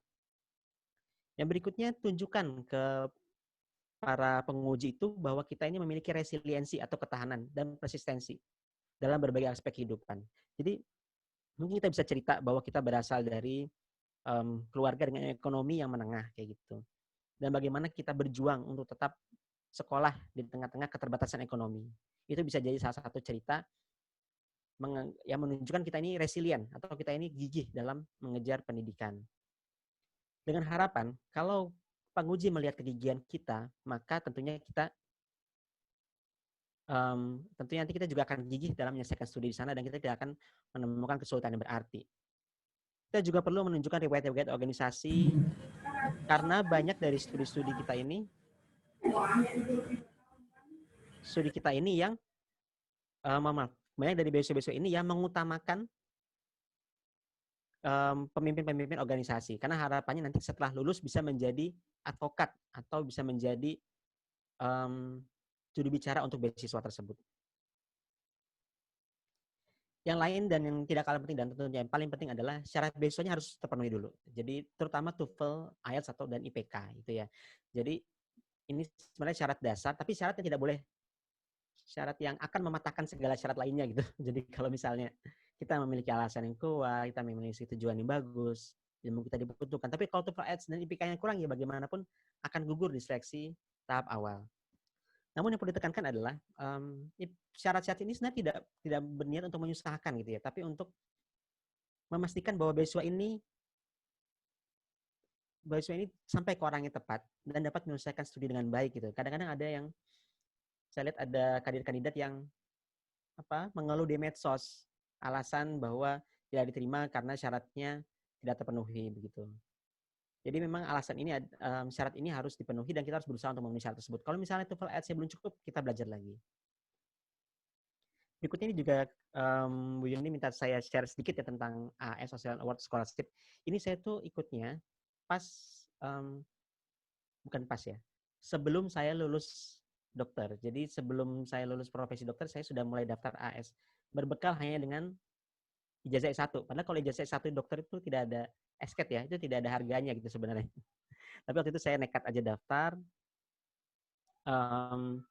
Nah, jadi untuk AS sebenarnya banyak sekali pilihan beasiswanya ya. Kalau yang dulu tuh namanya ADS, sekarang namanya AS. Di sini saya akan bahas yang S2 aja. Jadi kalau yang ini ada gambaran, mungkin bisa cek langsung ke website ini, dan lengkap banget. Ini adalah yang ditanggung, yaitu lengkap sekali untuk pembiayaan beasiswanya. Termasuk kelebihan AS atau ADS ini kan karena beasiswa dari pemerintah Australia. Maka proses pendaftaran ke universitas itu difasilitasi sepenuhnya oleh pemerintah Australia. Jadi kita tinggal memilih aja, nanti mereka yang akan mengatur bagaimana bagaimana proses pendaftarannya gitu. Ini dokumen-dokumennya sebenarnya standar saja sih, ya IELTS, TOEFL biasa aja, nggak ada yang spesial banget. Nah ini targeting award. Ini sebenarnya sama kayak beasiswa afirmasi. Jadi ada kategori-kategori yang diprioritaskan, terutama dari geographic fokus area atau area fokus geografis ya. Termasuk di sini adalah Aceh dan Maluku gitu. Jadi teman-teman yang berasal dari Indonesia Timur, dari Papua dan Maluku, ya saya sangat mendorong untuk daftar karena ini ada prioritas di sini. Selain itu, ya saya juga dulu beruntung sekali saya daftar dari Aceh ya. Jadi saya merasa dimudahkan untuk bisa daftar. Selain itu, di sini ada keterangan lagi bahwa kandidat dengan disabilitas atau dengan berasal dari organisasi yang concern ke disabilitas ini juga akan diprioritaskan kayak gitu. Jadi kalau teman-teman yang ada yang concern ke disabilitas juga bisa daftar. Terus ini juga sebenarnya baru ya. Kalau dulu bidang prioritasnya bukan COVID nih, karena lagi di masa COVID makanya semuanya serba COVID gitu. Jadi ini sekarang yang diprioritaskan adalah bidang-bidang yang berhubungan dengan COVID. Ini proses pendaftarannya secara singkat. Jadi persyaratan, pengisian formulir. Nanti setelah lolos administrasi baru ada wawancara sama tes IELTS. Jadi tes IELTS ini dibayarin. Nah, kalau misalnya sudah lulus, yang paling penting adalah tes IELTS ini nanti bukan langsung gugur, tapi akan ada pre-departure training ini, penyiapan bahasa Inggris dan budaya Australia. Ini rentangnya bergantung seberapa tinggi IELTS-nya. Kalau IELTS-nya rendah, misalnya IELTS 5 gitu ya. 5 bisa nggak ya? Lupa saya. Itu nanti rentang pre-departure training itu bisa sampai 6 bulan. Tapi kalau IELTS-nya 7, langsung cuma 2 minggu kayak gitu. Jadi kalau IELTS-nya masih rendah, bukan berarti langsung gagal, tapi nanti akan ada pelatihan dulu sampai berhasil mencapai IELTS yang diinginkan. Nah, sebagai penutup pada akhirnya pertanyaan-pertanyaan dari para penguji tadi itu ya, semuanya itu tujuannya itu untuk diri kita sendiri. Kita sebenarnya ini layak nggak sih? Kita ini perlu nggak menerima beasiswa ini gitu? Karena sekolah lanjutan S2, S3 itu bukan batu loncatan untuk mencapai tujuan hidup ya. Karena kalau tren sekarang ini kan kalau nggak S2, nggak S3 itu nggak enak gitu. Atau sepertinya satu-satunya jalan untuk mencapai cita-cita itu S2, S3. Bukan ya, S2, S3 itu kan cuma salah satu cara. Masih banyak cara lain untuk mencapai mimpi gitu. Namun bila kita yakin bahwa lanjut sekolah adalah yang terbaik, maka kita harus mempersiapkan sejak dini, dari sekarang. Ya tadi, bisa dengan mengikuti kursus, mengikuti komunitas, pokoknya semua hal yang mendukung keberhasilan studi kita nanti. Gitu. Jadi bukan cuma belajar buat tes beasiswa aja, tapi juga mempersiapkan segala hal. Kita fokus ke bidang yang mau kita pelajari. Terus yang terakhir, belajar mengumpulkan kelebihan, mengenali kekurangan, sama pelatihan menjual diri. Terima kasih, mungkin itu saja dari saya, Bu. Ini ada IG saya promosi sedikit. Di sini saya share-share info tentang kesehatan. Mungkin teman-teman bisa bersilaturahmi di sana. Terima kasih. Ya, baik. Terima kasih banyak Dr. Ikhwan atas pemaparan materinya. Sangat lengkap dan padat sekali. Nah, sekarang kami buka untuk sesi pertanyaan ya. Di grup chat sudah ada pertanyaan dari Mary Yape Kaltim. Terima kasih atas kesempatan yang diberikan, Mary. Jadi pertanyaannya untuk Kak Pierre dan Julia, untuk GRE dan GMAT, bagaimana upaya persiapan, kemudian tesnya di mana? Baik, saya kasih kesempatan untuk Kak Pierre dulu sambil menunggu penanya berikutnya. Ya. Pierre, silakan kalau mau jawab, silakan. Oke, boleh. Aku jawab. Kalau waktu itu saya GRE-nya kebetulan waktu di Bandung pengayaan bahasa LPDP itu kita waktu itu dipersiapkan juga GRE-nya, tapi waktu itu tidak detail banget. Cuman ada beberapa yang diajarin kayak kualitatif, kuantitatif.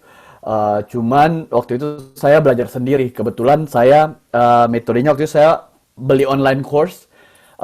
Kalau saya bisa share, namanya Magus. Saya belajar sendiri di Magus untuk 3 bulan. Kemudian saya ambil tesnya. Tesnya itu di ITS di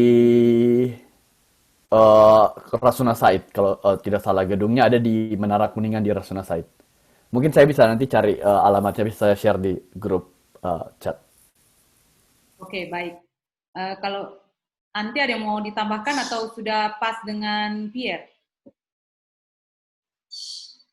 Mungkin kalau tes GRE dan GMAT itu hanya satu tempat tes di Indonesia yang seperti Kakak Pierre bilang, jadi satu-satunya di situ. Ya, tidak ada di kota lain atau di tempat lain. Di Indonesia cuma ada di gedung tersebut. Oke, baik. Saya rasa sudah lengkap ya. Nah, sekarang saya kasih kesempatan untuk Dr. Felmi. Silahkan dokter boleh tanya secara langsung ke Dr. Ahmad dan atau Dr. Ikhwan. Silahkan. Ya, Kak Yuni, makasih. Selamat siang. Videonya gimana nih? Lagi belum bisa di-on kan ya? Iya, lagi belum bisa on, Kak Yuni, sorry. Silahkan. Ya, buat Dokter Ikhwan sama Dokter Ahmad. Dok, selamat siang, Dok. Perkenalkan saya ini sekarang bekerja di Rumah Sakit Haulus Ambon, Dok. Mau tanya, Dokter, apakah persyaratan LOA itu perlu untuk apply LPDP? Kasih, Dok.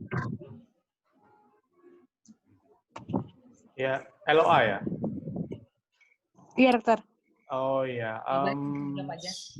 Ya, mungkin saya dulu nanti Dr. Ikhwan nambah ya.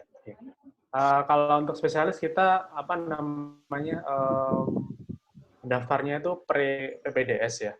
Jadi kita apa namanya bukan setelah kita keterima, tapi kita mendaftarnya itu sebelum kita sekolah. Jadi sepertinya dulu kalau semua yang mendaftar spesialis itu tidak ada yang melampirkan LOA, ya, karena kita mendaftarnya itu kita sebelum apa namanya sebelum PPDS atau sebelum sekolah spesialis. Jadi malah kalau misalkan kita karena kan apa namanya itu kan ada suatu proses ya. Nanti kita ada seleksi wawancara substantif, kemudian nanti kita ada PK, walaupun sekarang secara online. Karena kalau kita sudah masuk ke PPDS itu kesibukan kita tuh benar-benar tercurahkan tuh di rumah sakit. Jadi akan sangat sulit sebenarnya bagi kita kalau misalkan harus mengikuti agenda-agenda luar seperti itu. Jadi makanya mungkin yang saya tahu salah satu persyaratan kalau LPDP-Spesialis itu apa namanya harus sebelum kita diterima. Jadi kita tidak melampirkan letter of acceptance bahwa kita diterima spesialis. Ya, mungkin Dr. Ikhwan ada tambahan mungkin. Oke, iya, mungkin mau nambahkan sedikit. Jadi memang berbeda ya, untuk yang spesialis harus setelah lulus baru kita cari bidangnya, karena di perjalanan nanti kalau pengalaman saya itu ada berbagai macam penyesuaian gitu. Misalnya penyesuaian masa studi, penyesuaian universitas yang ditanggung yang enggak kayak gitu. Atau ada perubahan-perubahan masa studi yang dibolehkan, jenis studi yang dibolehkan dan yang enggak. Jadi kadang-kadang mendaftar dengan satu jurusan, namun ketika perjalanannya setelah kita diterima LPDP bisa jadi ditanggung lagi atau universitasnya tidak ditanggung lagi karena akreditasinya berubah. Oleh karena itu biasanya memang pencarian LOA-nya nanti setelah diterima gitu. Ya mungkin itu saja. Ya, baik, Dr. Felmi. Jadi ini pertama kali ya kelas inspiratif mengundang para dokter ya. Nah, jadi kalau misalnya ya, kalau misalnya ada pertanyaan lagi nanti boleh dilanjutkan di kelas konsultasi, nanti kami akan atur ya. Baik, apabila ada pertanyaan lagi kami persilahkan. Oke, ini Pak Haris dari Aceh. Oke, say hello aja. Saya kira ada mau bertanya juga. Baik, apa masih ada pertanyaan? Ya, Eno, silahkan di-unmute dulu ya. Di-unmute dulu. Oke, ya. Terima kasih atas kesempatan yang telah diberikan kepada saya. Sebelumnya saya mengapresiasi sekali kepada panitia yang telah menyelenggarakan Zoom ini ya. Mungkin saya perkenalkan nama saya Eno. Saya lulusan Sekolah Tinggi Perikanan. Kebetulan saya lagi bekerja di Balai Pelatihan dan Penyuluhan Perikanan. Saya ingin bertanya kepada Bu Pierre ya, atau Usi Yuli ya. Nah, mengenai masalah persyaratan LOA nih. Nah, kebetulan salah satu universitas yang sudah saya coba apply itu mempersyaratkan GPA-nya yang agak tinggi ya, itu sekitar 3,5. Nah, kebetulan IPK saya itu di bawah itu. Nah, kira-kira ada kiat-kiat atau mungkin saran daripada Usi atau Bu mungkin bisa kasih masukan kepada saya. Soalnya saya udah coba beberapa kali, tapi nggak bisa tembus gitu. Saya rencananya mau apply LPDP itu, tapi saya sudah harus punya LOA unconditional. Mungkin itu saja dari pertanyaan saya. Terima kasih. Ya, baik, silakan. Siapa yang mau jawab duluan? Pierre ya? Ya, boleh. Kalau boleh tahu di universitas mana itunya? Saya coba di Universitas Pennsylvania State University. Pennsylvania State University. Oh, Penn State. Oke, kalau misalnya setahu saya LPDP itu tidak mengharuskan harus punya LOA pada waktu mendaftar. Itu yang pertama. Jadi kalau tidak punya LOA, it's okay karena sekarang LPDP setahu saya sudah ada, dia kasih 3 pilihan kampus. Itu yang kedua yang mau saya sampaikan adalah, yang kita bisa sampaikan adalah jangan terfokus di satu kampus. Kalau misalnya satu kampus tidak bisa memberikan itu karena dia punya batasan minimal IPK, mungkin bisa daftar juga di kampus yang lain. Yang kedua, ada tipsnya tuh biasanya langsung ngobrol ke profesornya. Biasanya profesor itu bisa kasih sedikit keringanan kalau misalnya dia tertarik dengan topik yang misalnya Bu Enho mau studi gitu.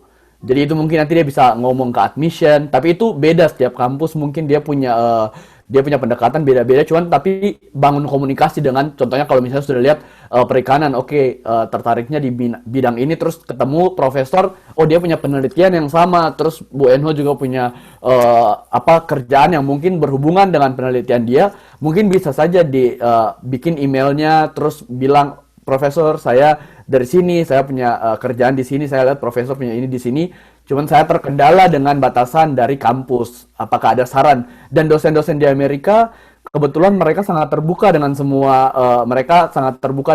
yang kita email gitu, mereka pasti balas. Jadi tadi kalau bisa lihat email saya 11 tahun lalu, cuma nanya gitu, mereka semua balas. Jadi tidak ada salahnya kalau mau mencoba. Mungkin nanti ada tambahan di Ante punya kampus ada. Iya, jadi kalau kasusnya Bu Enho itu seperti yang Kak Pierre bilang kan, cuman satu hal yang Bu Enho harus ingat, tidak semua kampus mengizinkan kita untuk email ke profesornya, karena ada yang kampus yang tidak boleh email profesor. Jadi mungkin Bu Enho sebelum email cek dulu persyaratannya atau segala ketentuan di kampus tersebut, karena ada beberapa kampus yang saya tahu itu kalau kita email ke profesornya untuk kayak gitu langsung dicap buruk gitu, kayak jangan email. Jadi dicek dulu, karena sangat bagus kalau hubungi ke profesor, dan jika profesor tertarik seperti yang Kakak Pierre bilang, itu ada langsung, bahkan profesornya bisa langsung kasih LOE gitu. Jadi langsung lolos pihak admission. Ada yang kayak gitu. Tapi pertama harus dicek dulu, bisa nggak di email profesornya langsung kayak gitu. Itu aja sih, Kak. Ya, baik, terima kasih. Ini terakhir ya, apabila ada yang ingin bertanya, kami kasih kesempatan khusus untuk satu orang penanya aja, karena setelah ini kami akan minta closing statement dari para narasumber sebelum menutup acara kali ini. Apabila ada yang masih ingin bertanya, silahkan. Oke. Saya boleh bertanya, Mbak? Oh iya, baik, Ibu Mary, dan ya silakan bagaimana? Mohon maaf, ini pertanyaan terakhir untuk Mbak Anti sama Pak Pierre lagi. Jadi boleh share sedikit berapa kali mendaftar hingga keterima di MIT, kemudian Pak Pierre hingga keterima di Michigan. Terima kasih.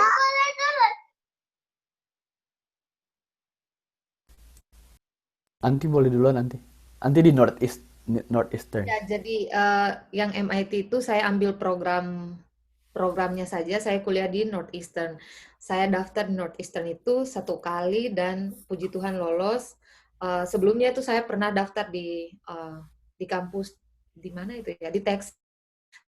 Waktu itu skor bahasa Inggris IELTS-nya masih 6. Kemudian tes IELTS yang kedua kali, terus 7 dan daftar di kampus, karena beberapa kampus itu menutup pendaftarannya, deadline pendaftarannya tuh awal-awal Desember, jadi 1 Desember atau 15 Desember, itu paling banyak sudah kampus-kampus. Jadi untuk yang mau kuliah tuh persiapan dari awal-awal, karena biasanya untuk kuliah fall tahun berikutnya sudah tutup pendaftarannya dari tahun sebelumnya bulan-bulan Desember. Jadi waktu itu skor IELTS masih rendah dan paksa saja daftar, ya ditolak, kemudian tes IELTS yang berikut dapat 7, dan lihat saja kampus yang masih buka, yang cocok, lalu daftar, kayak gitu. Kalau misalnya saya waktu itu, saya daftarnya di Michigan sekali aja. Lainnya waktu itu saya daftar di University of Pennsylvania sama Cornell University. Namun dua kampus itu saya tidak diterima, saya di reject. Mungkin ada sedikit perbedaan, mungkin kalau misalnya saya bisa kasih sedikit ini. Saat ini LPDP sudah tidak boleh ada lagi perpindahan kampus. Jadi kalau misalnya saya bisa kasih saran buat teman-teman semua, kampus contohnya sekarang kan ada 3. Jadi yang pertama tuh top priority, kayak memang ini kampus mau masuk Harvard, mau masuk MIT gitu, daftar di kampus itu nomor 1. Yang kedua tuh mungkin yang middle, yang mungkin rankingnya 50-100 atau misalnya 25-100, teman-teman bisa cari di situ. Dan yang ketiga tuh yang safe, kayak oke, nilai kayak gini, terus dengan skala yang saya punya saat ini, daftar di kampus ini saya pasti diterima lah gitu. Jadi setidaknya ada safe zone gitu lah, biar kalau misalnya, karena nanti urusan sama LPDP sekarang untuk perpindahan cukup repot ya, banyak yang harus diurus. Jadi itu sedikit saran saja.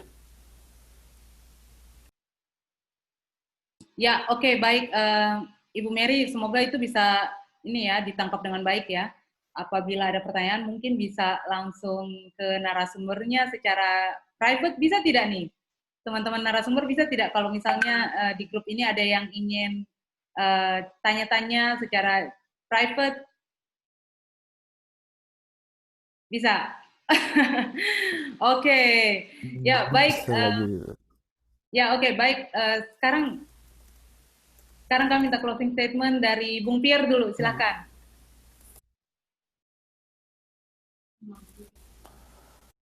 Halo. Oke, closing statement ya. Halo. Iya. Dengar? Ya, dengar. Oke. Closing statement. Ini biasanya yang paling berat nih pertanyaannya. Oke, kalau saya, tadi Mas Iwan bilang ini bukanlah alat untuk mencapai tujuan akhir kita, namun ini adalah salah satu alat untuk mencapai tujuan kita. Jadi ini adalah sebuah perjalanannya mungkin ada yang cepat, ada yang lama, nikmati semua perjalanannya, dan berjuang, usaha, berdoa, dan akhirnya kalau misalnya teman-teman sudah bisa mencapai di posisi ini, bisa berbagi kepada orang yang lain. Mungkin itu aja. Terima kasih. Ya, baik, terima kasih Pierre. Sekarang Anti, gimana Anti? Iya, kalau dari saya, jangan menganggap diri sendiri rendah, jadi berusaha, terus jangan memperhatikan orang lain, jangan melihat proses orang lain, karena anggap saja kita sedang di lintasan maraton. Kalau kita lebih perhatikan orang yang sudah di depan atau di belakang, malah kecepatan kita jadi melambat. Jadi fokus saja apa yang bisa kita bikin, kelemahan kita apa yang bisa kita lakukan untuk menutup kelemahan kita, kekuatan kita, apa yang bisa kita bikin untuk menambah kekuatan tersebut. Jadi lebih fokus ke diri sendiri, cari komunitas-komunitas yang baik, misalnya seperti Inspiratif Timur Cerdas ini sangat bagus, dan berkembang di situ. Karena kalau komunitas kita salah, orang di sekitar kita salah, kita bakalan jadi jatuh ke tempat yang salah. Itu saja dari saya, semangat, semoga semua cita-citanya bisa diridhoi sama Yang Maha Kuasa. Amin. Terima kasih Anti. Berikut Dr. Ahmad. Wah ya, saya terima kasih sekali sudah diberi kesempatan untuk bisa sharing ya. Mudah-mudahan kita bisa ada kesempatan kita bisa berjumpa lagi dengan Pierre, Anti ya, Bu Curni, kemudian Bu Isya dan teman-teman yang lain ya. Ya pesan saya benar tadi kata Pierre ya, kita nikmati aja semua perjalanan ya. Memang sulit tapi bukan berarti tidak mungkin ya, seperti itu. Jadi kita ibaratkan lagi seperti kita naik pesawat gitu kan. Jadi kadang tuh kita ada turbulence, kita ketemu badai, kemudian apa namanya awan dan sebagainya. Tapi setelah itu kita bisa lihat matahari gitu. Jadi seperti itu. Nah, jadi apa namanya nikmati aja semua perjalanan dan apa namanya jangan lupa untuk terus berbuat baik kepada banyak orang ya. Kita memudahkan jalan orang lain ya, insya Allah jalan kita juga akan dimudahkan ya. Jadi seperti itu. Mudah-mudahan semua juga bisa apa namanya sukses dan mungkin saya ingin berpesan ya karena sekarang ini kan pandemi kita belum berakhir ya. Jadi kita sebisa mungkin masih banyak yang kita belum mengerti terkait dengan COVID ini. Jadi mudah-mudahan semua yang di sini tetap dalam keadaan sehat ya. Jangan sampai kita mengendorkan apa namanya pertahanan kita ya. Jadi sekarang kesannya memang sudah turun, tapi apa namanya ya angkanya ya masih tetap berjalan. Yang terkena juga masih cukup banyak ya. Jadi mudah-mudahan semua sehat selalu dan mudah-mudahan saya bisa silaturahmi lagi ke Ambon suatu saat nanti kalau udah lulus spesialis. Ya amin dokter, kami tunggu. Nanti kami ajak jalan-jalan. Oke. Oh, iya. Ya baik, yang terakhir dari Dokter Iwan, silakan. Terima kasih. Kalau dari saya yang penting sih harus apa ya? Kita harus belajar mencintai ilmu gitu. Jadi apapun bidang kita tekuni kita harus mencintai. Karena kalau kita udah cinta sama ilmu itu prosesnya jadi lebih mudah. Dan ilmu itu kan nggak harus S2 ya. Kalau misalnya jalan ke S2-nya yang susah atau S3 yang susah, masih banyak cara untuk mendapatkan ilmu. Yang penting bagaimana ilmu itu bisa kita jadikan solusi terhadap masalah. Jadi jangan jadikan hambatan untuk nggak bisa S2 itu hambatan buat nggak mempelajari ilmu gitu ya. Sponsornya tetap ya, jangan lupa pakai masker kemana-mana. Gitu.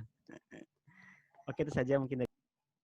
Ya baik, terima kasih para narasumber semuanya. Semoga dengan sharing di sini ya kami semoga bisa diganjar pahala oleh Tuhan Yang Maha Kuasa dan kami doakan juga sukses selalu dengan studinya ya baik Julianti dan Pierre di Amerika Serikat maupun Dr. Ahmad dan Dr. Iwan di Pulau Jawa ya.